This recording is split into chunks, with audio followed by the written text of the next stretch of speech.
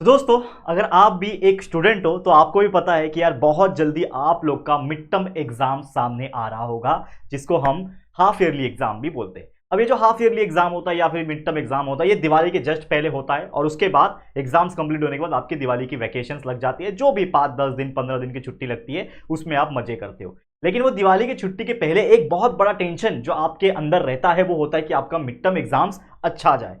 और जिन बच्चों के 10वीं और 12वीं के बोर्ड एग्जाम्स होंगे जिनको 2025 में देना है, उनको तो बहुत ज्यादा टेंशन इसलिए भी हो जाता है कि यार मिड टर्म एग्जाम्स भले ही उस मार्क्स को काउंट ना किया जाए बोर्ड एग्जाम में, लेकिन मिड टर्म एग्जाम ही एक ऐसा एग्जाम है जो कहीं ना कहीं आपको रियलाइज करवाता है कि आपका कितना परसेंट पढ़ के हुआ है, आप कितना परसेंटेज के लिए पढ़ रहे हो, आगे जाके आपका कितना अच्छा सिलेबस कंप्लीट होने वाला है या नहीं भी होने वाला है, आप कितने पानी में हो इन शॉर्ट वो पता चलता है। तो इसीलिए दोस्तों, जो आप लोग के कमेंट्स आ रहे थे कि इस रिगार्डिंग एक वीडियो बनाया जाए, तो that's why I am making a strategy video, जिसमें हम सारे बच्चों को एक साथ एक ही वीडियो के अंदर एक ऐसी स्ट्रैटेजी देंगे, एक ऐसा टिप्स देंगे जो आपको पढ़ने के लिए हेल्प करेगा और साथ ही में आपके मिड टर्म एग्जाम्स को अच्छे से अच्छा स्कोर करने में आपको हेल्प करेगा। तो चलिए इस वीडियो की शुरुआत हम करेंगे। तो सबसे पहले यह वीडियो कॉमन होने वाला है हर एक बच्चों के लिए। अगर कोई बच्चा 6th standard 7th 8th 9th 10th 11th 12th कोई भी स्टैंडर्ड में हो, इस वीडियो को देख रहा है तो जरूर से इस वीडियो को एंड तक देखना।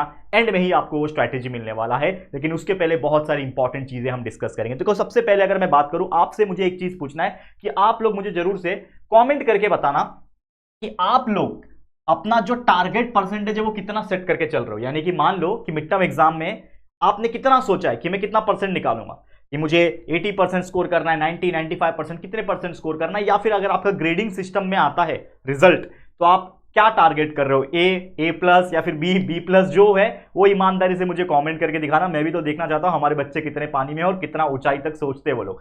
ठीक है, ये जरूर से कर देना। इसके अलावा एक चीज मैं हमेशा बोल रहा हूं, पिछले लेक्चर में भी बोला था कि यार आपको अपना बेस्ट देना है। ये आपके पास एक अपॉर्चुनिटी के तौर पर है। यूनिट टेस्ट मान लो अगर आपका खराब हो गया, यूनिट टेस्ट में उतना अच्छा मार्क्स नहीं आया जितना आपने सोचा था, या फिर जितना आपने पढ़ा था उतना नहीं आया, तो ये एक अपने आप को मौका है प्रूव करने का बाकी लोग के सामने, अपने आप के सामने और बाकी टीचर्स और अपने फ्रेंड्स के सामने। तो ये बहुत अच्छी अपॉर्चुनिटी है कि यहां पे अगर आप मेहनत कर लोगे तो डेफिनेटली बहुत अच्छे से मार्क्स आपके बन सकते हैं। ठीक है, और कुछ इंपॉर्टेंट मुद्दे हैं, जैसे कि अगर एग्जाम डेट्स की बात करूं तो बहुत सारे बच्चों का कहना था कि सर 12-15 ऐसा, तो हमने एक नॉर्मल इस वीडियो के लिए एक पकड़ के चल रहा हूं मैं, क्योंकि एग्जैक्ट तो बहुत सारे बच्चों का अलग अलग आ रहा है, लेकिन एक नॉर्मल पकड़ के चल रहा हूं। तो 18 अक्टूबर एक एवरेज डेट निकल के आ रहा है कि यहां से आप लोगों का एग्जाम जो है वो शुरू हो रहा है।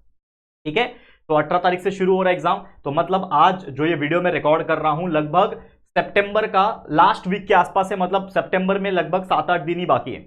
और ये 7-8 दिन सितंबर के जो बाकी है, प्लस अगर मैं 18 काउंट करूं तो 20 से 25 दिन होते हैं। मतलब इन शॉर्ट आपको मिड टर्म एग्जाम्स को देने के लिए सिर्फ 20 से 25 दिन बचे हुए, और इसी 20 से 25 दिन में आप लोगों को जो भी पढ़ाई करनी है वो करनी है और साथ में रिवाइज भी करना है, तब जाके आपका मिड टर्म एग्जाम अच्छा जाएगा। करेक्ट। अब उसके लिए आपको क्या करना पड़ेगा, आपको अपनी स्टडी को आज से ही एकदम थोरोली स्टार्ट करना पड़ेगा। मतलब ऊपर ऊपर से पढ़ना नहीं है भाई, अब तो कुछ चांस ही नहीं है कि यार सिर्फ पप्पा मम्मी को दिखाने के लिए पढ़ रहे हो, देखो मैं तो पढ़ता हूँ, टीचर को दिखाने के लिए पढ़ रहे हो, यार एकदम एक्टिंग कर रहे हो। हम स्कूल में होते हैं ना, टीचर वहां पे ब्लैक बोर्ड पे कुछ तो पढ़ा रहे हैं और हम कुछ तो एकदम अच्छे से बातें बातें कर रहे होते हैं, जैसे टीचर देख लिए कुछ तो दिमाग लगाने वाला काम तो उसको टीचर को क्या लगता है कि ये बच्चा कितना मेहनती है, कितना पढ़ रहा है, कितना ईमानदारी से सॉल्व कर रहा है मैथ्स के एग्जाम्पल, लेकिन असलियत में तो आप टाइम पास कर रहे थे।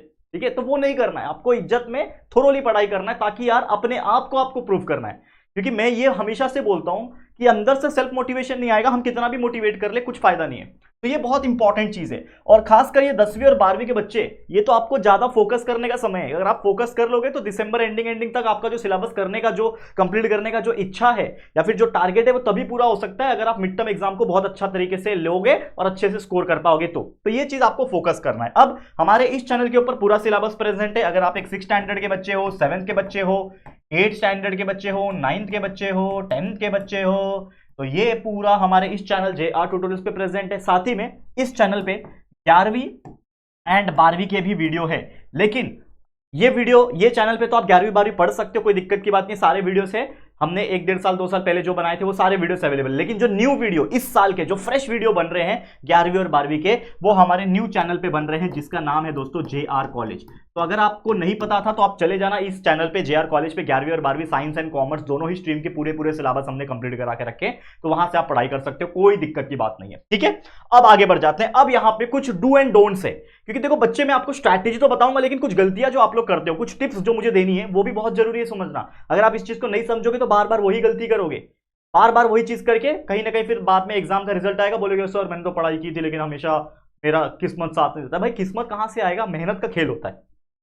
एग्जाम्स किस्मत के भरोसे नहीं चलती, एग्जाम्स मेहनत के भरोसे चलती है।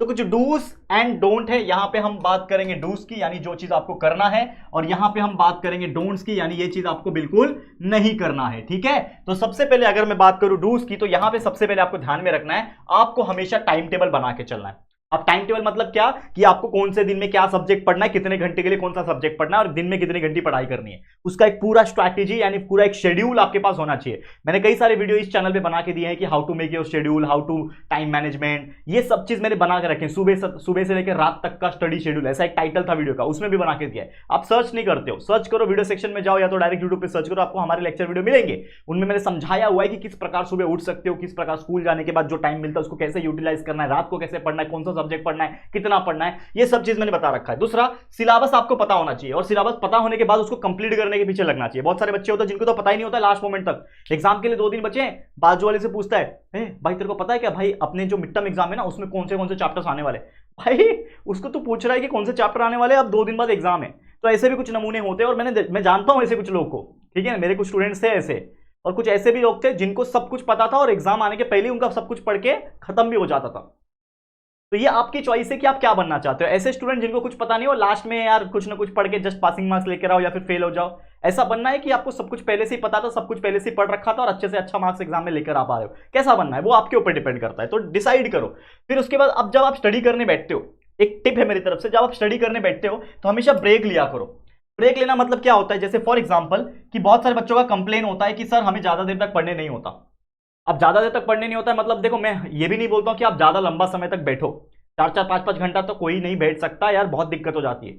लेकिन आप कंटिन्यूस 2 घंटा तो बैठ सकते हो। तो 2 घंटा जब भी आप बैठोगे तो आप 45-15-45 का रूल फॉलो कर सकते हो। ये रूल क्या बोलता है, ये रूल ये बोलता है कि आप 45 मिनट पढ़ाई करो लगातार विदाउट एनी डिस्टर्बेंस।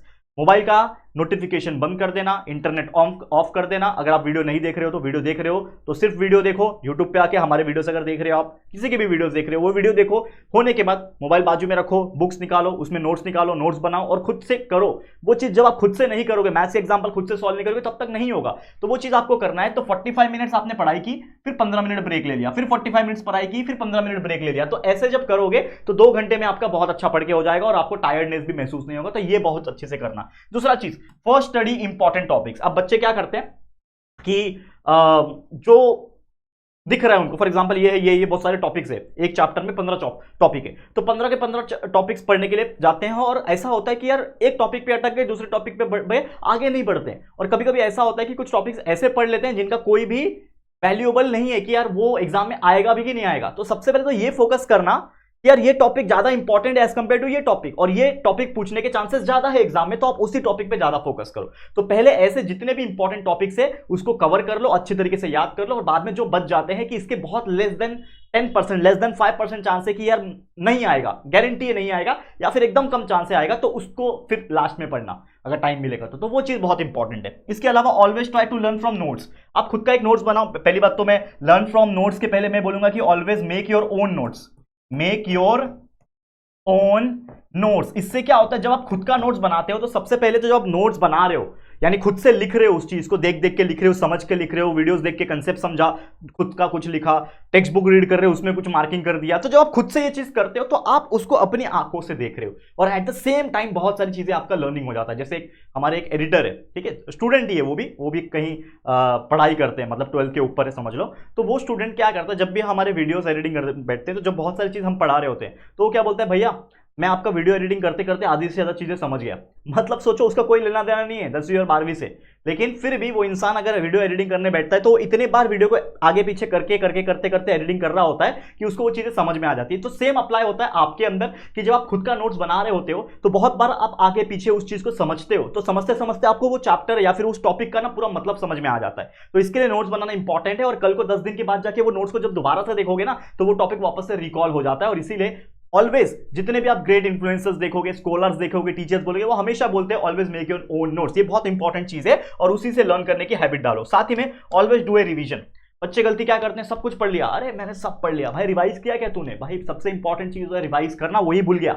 रिवाइज करना ही भूल गया और एग्जाम में पूछता है बाजू वाले से, अरे एक काम करना तू मेरे को ना आंसर का ना खाली स्टार्टिंग का वर्ड बता दे, मेरे को याद आ जाएगा और मैं फटाफट लिख दूंगा। और उसको खुद को नहीं मालूम है, वो तेरे भरोसे आया हुआ है, वो कहां से लिखेगा, ठीक है ना। तो वो चीज बहुत इंपॉर्टेंट करता है। तो आपका जो रिविजन है वो लगभग 40% वेटेज कैरी करता है। यानी अगर आपने 60% मेहनत किया है याद करने में, तो 40% मेहनत लगाओ रिवीजन करने में, तब जाके 100% बनेगा और आपका एग्जाम अच्छा जाएगा। तो ये कुछ डू वाली बात हो गई जो आपको करना ही करना है, ठीक है। अब बात कर रहे थे कुछ डोंट की, यानी कि जो आपको बिल्कुल नहीं करना है। जैसे for example no self made notes, आप खुद का नोट्स बनाओ, बहुत जरूरी होता है। अगर आप डाइजेस्ट या फिर कोई ऐसा जो बाहर से मिलने वाला जो नोट्स होता है वो फॉलो करते हो, तो उसमें भी कुछ कटवुट कर सकते हो, मतलब उसमें भी आप खुद का कुछ इंप्लीमेंट करो, मतलब कुछ तो करो। आप अपना नोट्स खुद का एक तैयार करो, चाहे वो खुद का लिखा हुआ हो, किसी और का लिखा हुआ हो, जो भी हो, तो वो बहुत जरूरी होता है। इसके अलावा don't sit for a long time, ये आपको नहीं करना है, लंबे समय तक नहीं बैठना है। लोग 5-5 घंटा बैठ जाते हैं, भाई हालत खराब हो जाएगा, बैठे बैठे दर्द हो जाएगा, समझ रहे हो, तो बैठे बैठे हालत खराब हो जाती है। तो वो नहीं करना, आपका माइंड बहुत क्रिटिकल है, तो उसको उतना ही चीज देना है जितना उसकी जरूरत है।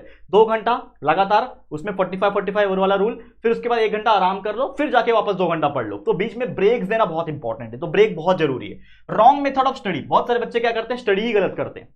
क्या करते हैं वो लोग, बुक लेके बैठ गए और उसको देख रहे। भाई कुछ चीजों को याद किया जाता है, बाय हार्ट किया जाता है, तो उसको एक वे होता है याद करने का। और कुछ चीजों को प्रैक्टिस किया जाता है, तो उसको प्रैक्टिस करना इंपॉर्टेंट है। कुछ चीजों को समझना, सॉल्व करके, डेरिवेशंस, न्यूमेरिकल्स, मैथ्स के प्रॉब्लम उसको सॉल्व करना होता है, तो उसको सॉल्व करके ही किया जा सकता है। तो ये चीज को बहुत अच्छी तरीके से आपको लेना है। तो स्टडी का मेथड भी सही होना चाहिए, और नॉट प्रैक्टिसिंग इसमें भी इन्वॉल्व हो जाता है। बच्चे मैथ्स का, जैसे फॉर एग्जांपल कुछ बच्चे हैं, सर आपका पूरा वीडियो देख के चले जाता हूं मैथ्स का। भाई सिर्फ वीडियो देख लेंगे तो प्रैक्टिस कौन करेगा?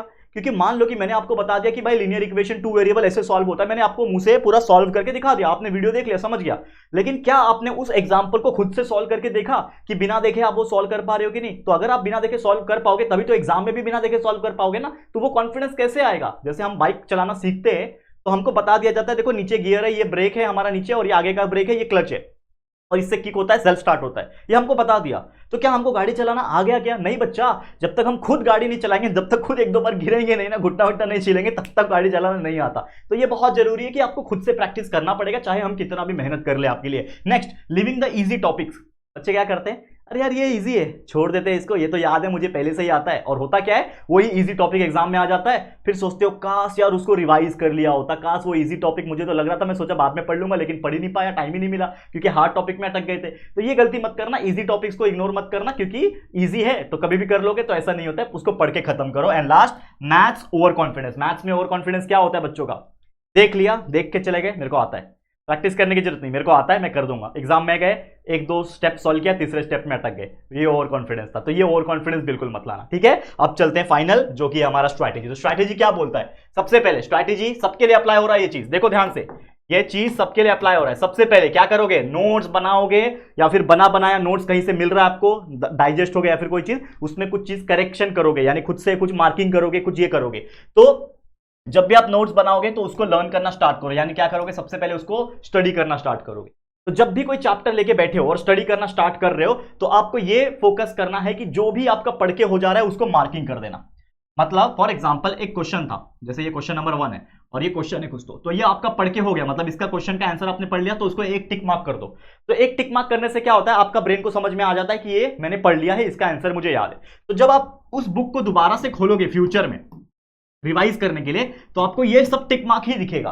तो आपको पता चलेगा कि ये सब चीज मैंने पढ़ रखा है, और जो टिक मार्क नहीं किए होंगे वो चीज नहीं पढ़ा है, मतलब उसको पढ़ना बाकी है। और जब आप रिवाइज करने बैठोगे तो आप उसी चीज को रिवाइज करोगे जो आपका पढ़ लिया है आपने। जो नहीं पढ़ा उसको रिवाइज नहीं करते, उसको याद करते हैं। रिवाइज एक अलग कंसेप्ट है। तो आप क्या करोगे, जब आप दूसरी बार रिवाइज करने बैठोगे तो उसको डबल टिक मार्क करोगे। तो मार्किंग सिस्टम ऐसा कर सकते हो, जिसमें नहीं जम रहा है, जो चीज समझ में नहीं आ रही है, जो बड़ा लग रहा है आपको, बहुत बड़ा आंसर है, नहीं आते हैं, उसको छोड़ दो, मूव ऑन कर जाओ। जरूरी नहीं है, देखो आ गया तो लक, नहीं आया तो कोई बात नहीं, ये हम सह लेंगे, थोड़ा तो आपको सैक्रिफाइस करना पड़ेगा। नेक्स्ट, अब जो पढ़ लिया है उसको वापस से अच्छी तरीके से लर्निंग करो। मैथ्स के एग्जांपल्स उठाओगे तो उसको प्रैक्टिस करो, प्रैक्टिस करने के बाद उसको रिवाइज करो, रिवाइज करने के बाद आप लोग क्या करोगे, PYQ यानी प्रीवियस ईयर क्वेश्चन पेपर को सॉल्व करने की कोशिश करो। कहीं से भी मिल जाएंगे, इंटरनेट पे मिल जाएंगे, बाहर मार्केट में कहीं मिल जाएंगे, बुक्स के फॉर्म में उठाओ और प्रैक्टिस करो जितना हो सके उस पर्टिकुलर चैप्टर्स में जो क्वेश्चंस पूछे हुए, मैथ्स के एग्जांपल, साइंस के चीजें, या फिर फिजिक्स हो गया, केमिस्ट्री हो गया, ये सब चीजें उठाओ और उसको प्रैक्टिस करो। और फिर प्रैक्टिस होने के बाद वापस से उसको क्या करोगे, लास्ट में रिवाइज करोगे, और तब जाके एग्जाम सेंटर में पहुंचोगे अपना एग्जाम देने के लिए। तो ये बहुत इंपॉर्टेंट चीज है।